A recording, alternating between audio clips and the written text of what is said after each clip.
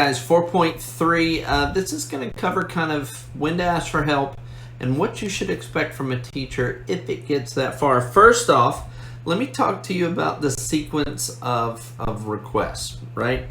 If you have a question in class, the first thing I would want you to do as a student is ask your partner, ask the person beside you very quietly, y'all quit talking, right? Well, I'm asking for help, right? I'm asking for assistance. But ask that person beside you, did you hear the directions? Or what is that supposed to look like? What is that due date? If they don't know, you need to ask the people a little bit further out. Ask your table if they understand, okay? You always have the opportunity, if they don't know and everybody, okay, now nobody knows the answer to that, open it up to the class with a simple raise of your hand, right? I have a question, I'm okay with that. You should make sure as a teacher, you're looking to everybody to check for understanding. It benefits no one if you have questions that go unanswered.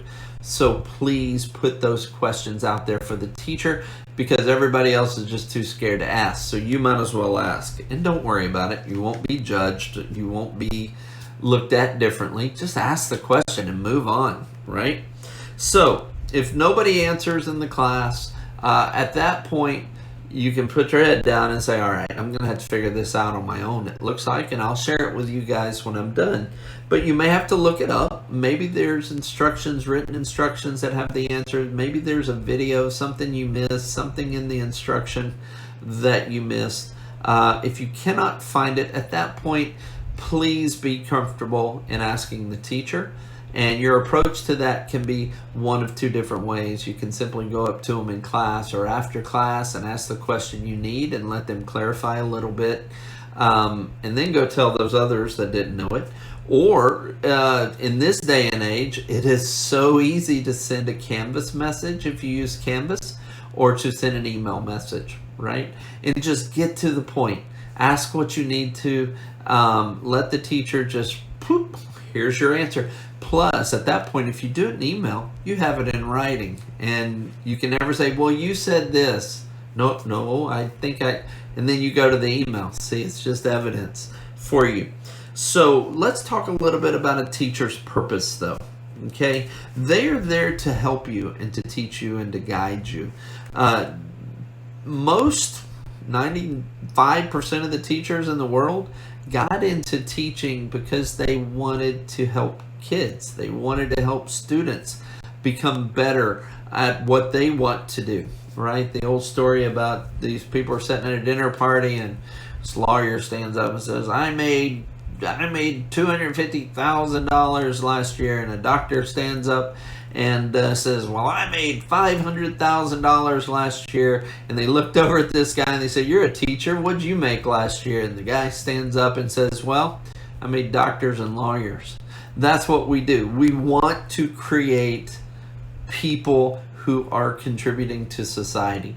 All right? And we can't do that. We are the helpers. We are designed to help. Now, every once in a while, you get a teacher that you don't feel, you know what, I just don't think they like me. I don't know what's going on.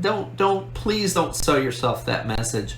I think as long as you're asking for help and you're doing it in a very nice way, every teacher I know will bend over backwards to try to teach you or guide you or mentor you or give you the answer you want to. You know, that doesn't mean that you're constantly contacting the teacher because I'm not happy with that grade. Well, guess what? That's the grade you earned. But let's see if there's a retest or something. Let's talk about why that grade was so low. That's what teachers want to do. We are designed to help you with the why, to move you on. Our teaching really gets hard when we have to figure out, did you get it or didn't you after the direct instruction, right? We have to figure out, okay, you didn't get it? All right, let's send it a different way. Let's see if we can teach it a different way. You did get it? Are we amplifying then what you got? You have the right to even ask for that, okay? Now, approaching a teacher isn't always easy. We like to think that, yeah, just come on up, everything's cool, you know. Unfortunately, we're not here to be your best friend, okay? We're not here to, we're here to guide you as an adult down the path. And sometimes you get very comfortable with certain teachers and you can approach that. Hey, Mr. T, what's going on with this? Or Miss G, what's happening with this and this? And a teacher will start the banter with you very easily. You'll find out you'll get along better with certain teachers.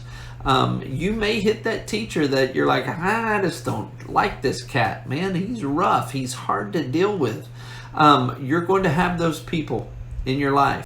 But guess what? It's not going to be just teachers. It's going to be people you're working with, and people you know. You're going to run into those issues. Now is a great time to learn to deal with that, to have the versatility and the resilience to work through that, because we're a fairly safe spot. So you need to reach out to that teacher, kind of figure out the best way. Sometimes email is the quickest way. We have a guideline that says any email we receive, we have to respond to it within 24 hours. And email's a great way for you to just write what you need, to ask that question you need. So don't forget that email's a good way. And, like me, I get the emails at 8 o'clock at night, or I get to a Canvas message at 8 o'clock at night. And as quick as I can, and I'll get them knocked out. But I love getting emails from students asking me for stuff. Sometimes during class isn't the best time to approach a teacher. They could be lecturing, and your question may be about something else. Now, if it's on task or it's on subject matter, lectures are a fine time to ask those questions because others may have those questions. But if it's something else, you know what? That's not the right time. Maybe wait till after class. Many of the times the teachers are waiting to get ready for the next class after yours. And so after class is a little bit harried. I can't give you what you need. Can you come in after school? Can you come in before school? There's tutoring sessions available. I know every teacher in my school is required to tutor as they need to, just like I'm doing with this video. But there's subject matter tutoring that they're required to do. Or maybe you got another teacher that teaches the same subject and you can ask them. Teachers, believe it or not, love to answer questions for other teacher students because they can look at them and go, I taught your student, right? They look for those opportunities. But most teachers are working as a part of a team and a group as well. So for me, everybody who takes my subject matter is my student. I'm happy to help them, happy to teach them, happy to guide them. So remember that as you're going. But I really want you to have an expectation, first and foremost, that you are going to get the answer you need. And if you don't right away, maybe you could reword that question and ask it a different way and get something else. You won't always get the answer you like from a teacher, but at least you'll get an answer. You have to reach out. You have to be proactive. I hope that helps, and we will see you in the next session, which I love is self-advocacy.